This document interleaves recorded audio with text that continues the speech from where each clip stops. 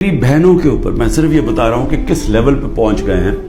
ایک بہن کا بیٹے کے اوپر وارنٹ نکالا ہے, اس کا خنسامہ اٹھا کے لے گئے, وہ بیٹا نہیں تھا. خنسامہ جب واپس آیا وہ آئی سی یو میں 2 ہفتے سے پڑا ہوا ہے, آئی سی یو کے اندر خنسامہ. اسے پتہ ہے کیا کیا وہاں جیل کے اندر. ایک بہن اس کی بہو کے پاس پہنچ گئے کہ جی آپ کوئی جیو فینسنگ میں آپ کہیں تھی, اس کے پاس پہنچ گئے. ایک بہن اس کی زمین اس کے اوپر اینٹی کرپشن پہنچ گئی ہے. میں نے اپنی بہنوں کو ویسے کہا, میں نے کہا دیکھو ملک سے باہر چلے جاؤ. وہ تینوں کھڑیاں نہیں, ہم فیس کریں گے, ہم نہیں جاتے.